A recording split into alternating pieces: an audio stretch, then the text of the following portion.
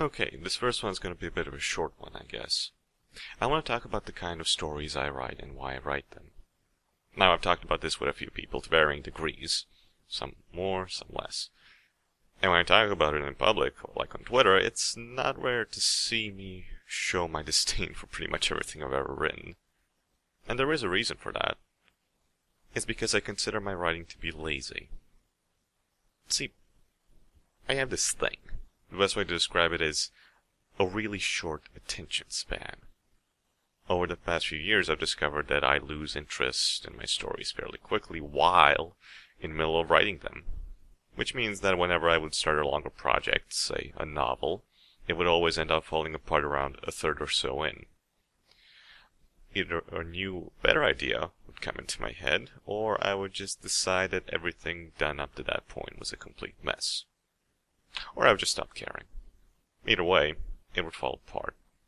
Which is why these days I stick to short fiction. And yet even with short fiction, it happens. I can be near the end of a story and just quit. Or I can finish a story, but refuse to edit it to make it something worthwhile. So like a lot of projects, I end up just letting it sit on my hard drive and gather dust. Metaphorical dust, of course.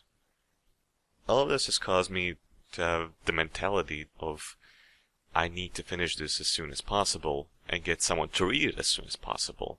Otherwise, this idea will never see the light of day. Which, as one might imagine, is not a good idea if you want to be a quality writer. I mean, it's essentially writing something for the sake of having something written.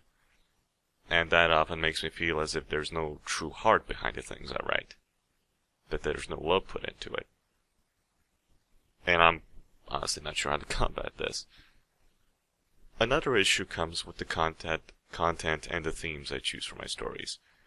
The very choice of topics sometimes comes down to, can I write this quickly?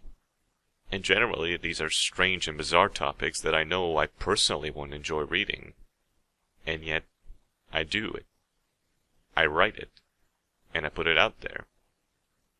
Which I suppose brings an interesting point. Does, and should, a writer write about things he himself would enjoy seeing on the page? This is of course a question asked more from a perspective of your everyday typical author. Not, the kind of author that goes in talking about his unpleasant experiences or something of the sort, like Slaughterhouse-5 or something.